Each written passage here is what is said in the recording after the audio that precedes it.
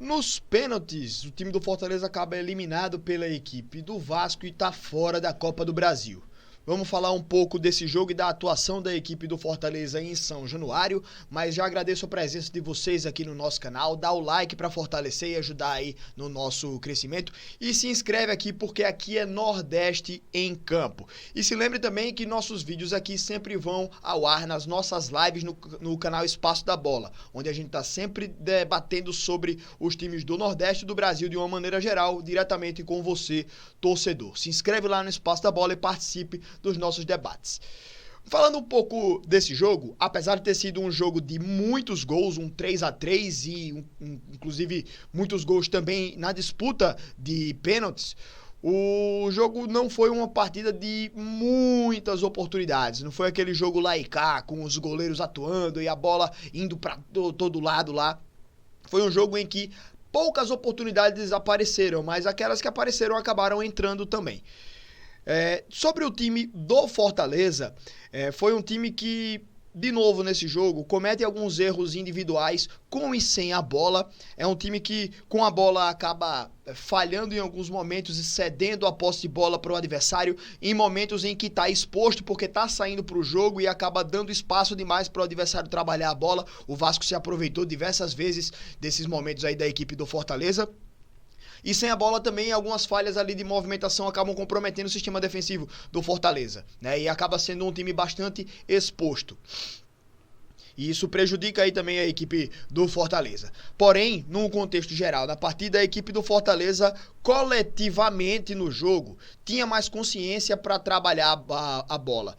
O time do Vasco ia mais lá na intensidade, aproveitando lá também as falhas e os erros da equipe do Fortaleza, mas o Fortaleza soube trabalhar um pouco melhor a bola, mas não o suficiente para ser um jogo de domínio da equipe do Fortaleza. Foi um jogo bastante parelho, foi um jogo em que as duas equipes ali se equipararam, mas eu acho que ali coletivamente o Fortaleza foi um time que se apresentou melhor, apesar de individualmente falhar bastante também, como eu falei, né? E também o time do Fortaleza é um time que perdeu um pouco a cabeça lá na reta final do jogo, saiu um pouco da partida, claro, também, né? Teve o crescimento da equipe do Vasco lá na reta final e que culminou ali no Fortaleza tá ganhando o jogo e sofreu uma virada, mas conseguiu também ali num jogadorzaço que é o Hércules, né? O empate.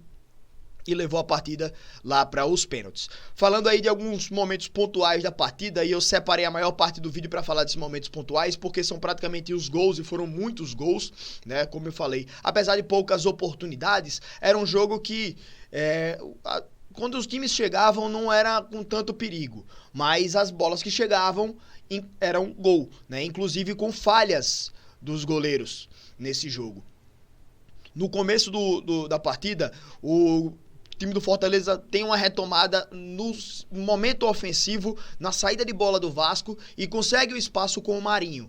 E logo no primeiro momento aí do Fortaleza, né, a batida do Marinho cruzada, o Léo Jardim engole um gol ali, uma bola extremamente defensável, o Marinho estava sem ângulo, marcado, acha o espaço e o Léo Jardim engole um gol daquele. Era uma bola defensável para o goleiro do tamanho do Léo Jardim, né, da qualidade que é o Léo Jardim.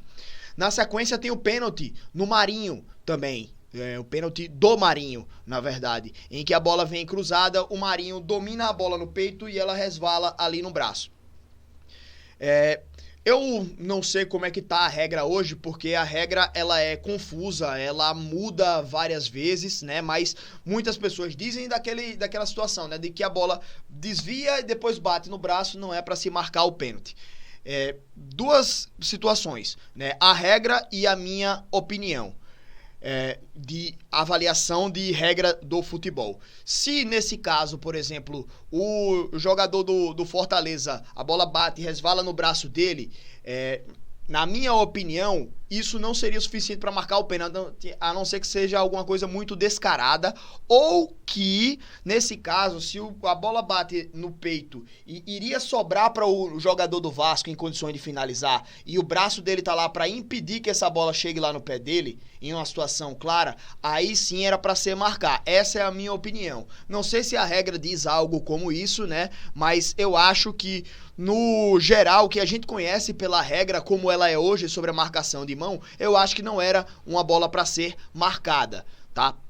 Nesse lance aí, mas é nítido que bate no braço. Cabe aí também uma interpretação melhor da regra, né? Como eu já falei, não sei como tá hoje, essa regra é bem confusa e muda, né? Já mudou algumas vezes, aí a gente não sabe se é pra atacante, se é pra zagueiro, como é que não sei o que, muita coisa, né? Aí se sobrar para o próprio cara, se sobrar para outro cara, que se não sei o que, um monte de coisa aí que acaba a gente ficando um pouco perdido nessa situação, mas eu acho que pela regra não deveria ser marcado, né, pelo que eu entendo que é a regra hoje, e também pela minha opinião, né, eu não acho que a bola sobraria para o jogador do Vasco, ali ela estava indo mais para frente, né, e acaba batendo ali e que não tem um desvio tão grande de movimento da bola, então eu acho que não deveria ser marcado, mas foi marcado, né, a bola realmente bateu na mão, foi interpretativa ali do árbitro, e vamos lá, né, fazer o quê?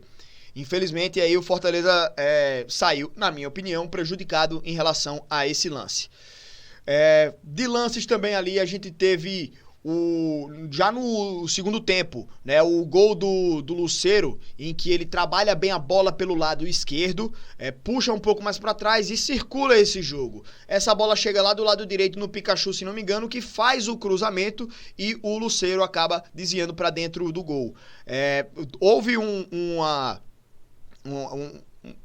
checagem do VAR por um possível impedimento, né? E uma troca de informações erradas ali, ninguém sabia o que estava acontecendo lá dentro de campo, e depois de muita atrapalhada da equipe de arbitragem, o gol foi validado.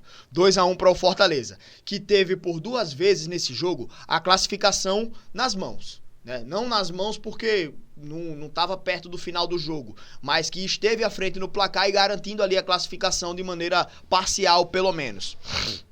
E aí é que entra também aqueles momentos em que eu falo dos erros individuais da equipe do Fortaleza.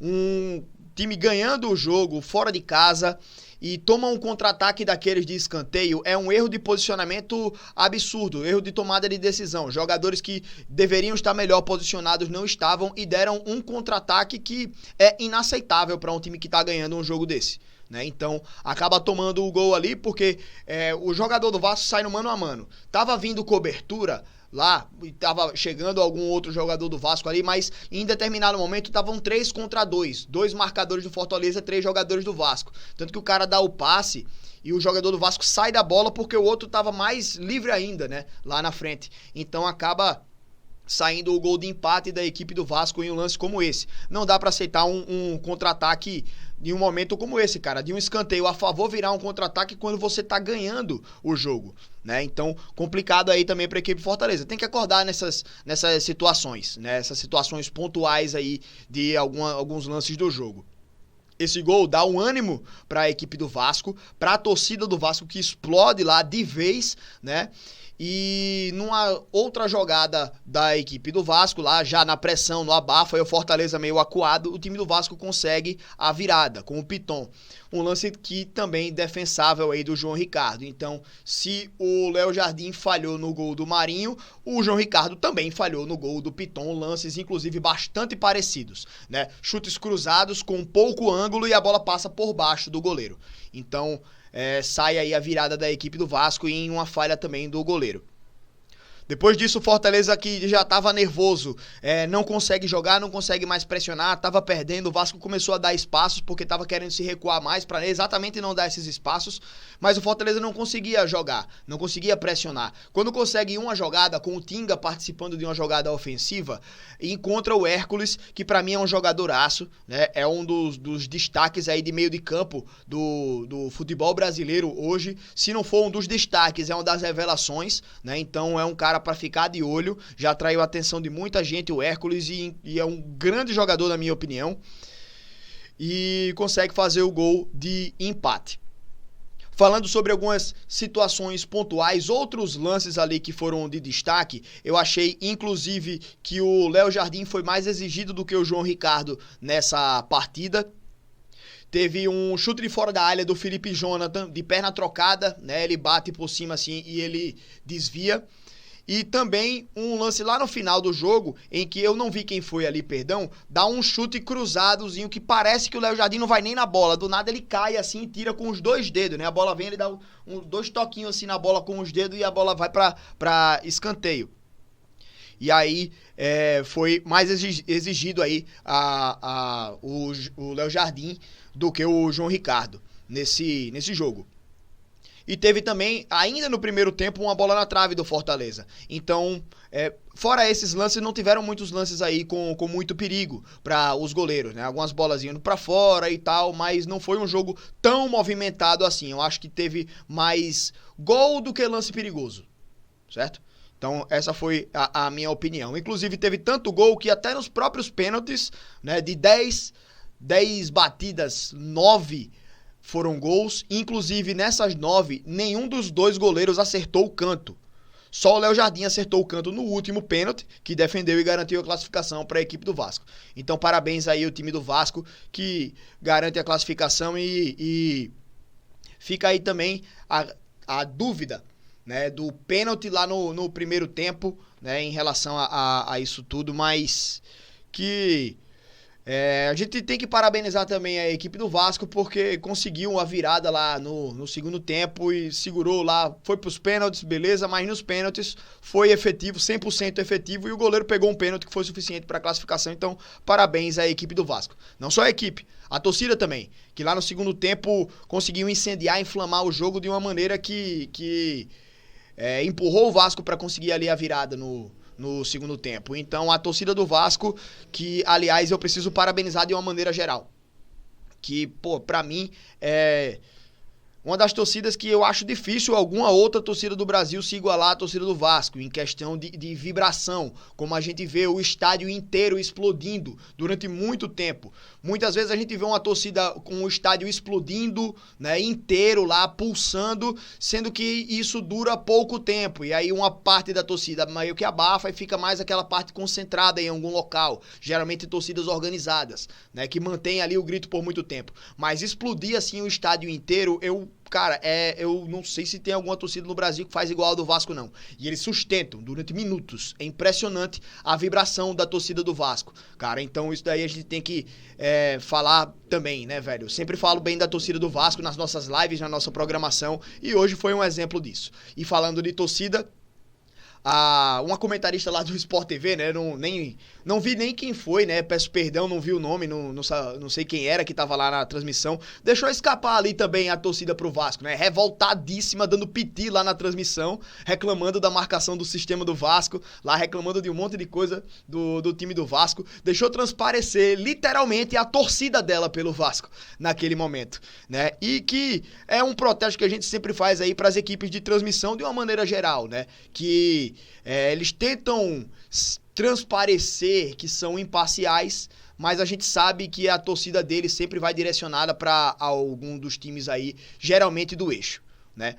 Então, tanto que teve um lance marcado de pênalti em campo que não teve emoção nenhuma, o gol do Hércules parecia que a bola tinha ido para fora, então emoção nenhuma, né, pra falar do Fortaleza, mas do Vasco era uma explosão absurda. Então, fica também aí uma reclamação formal, digamos, de que uma empresa que é dita ser uma empresa imparcial, que quer trabalhar como uma empresa imparcial de maneira nacional aí, fazendo transmissão de jogos, tem que ter uma transmissão literalmente imparcial, tá? E hoje não foi, certo? Fique bem claro isso, hoje não foi. Se fosse uma transmissão, por exemplo, aqui no nosso canal, que é focado em falar dos times do Nordeste, eu estaria transmitindo com emoção diretamente para o nordestino, tá? Como é a nossa intenção. Mas numa empresa imparcial de âmbito nacional não pode ter esse tipo de atitude, e eu achei muito deselegante, inclusive da equipe de transmissão, tá? Para não dizer outras palavras também, certo? Enfim, Encerrando aqui o nosso vídeo, não se esquece de se inscrever aqui no nosso canal, dar o like aqui no Nordeste em Campo e acompanhar também nossas lives lá no canal Espaço da Bola, links na descrição aqui do nosso vídeo. E vamos lá, galera, um grande abraço, até a próxima e aqui é Nordeste em Campo. Abraço, amigos, valeu!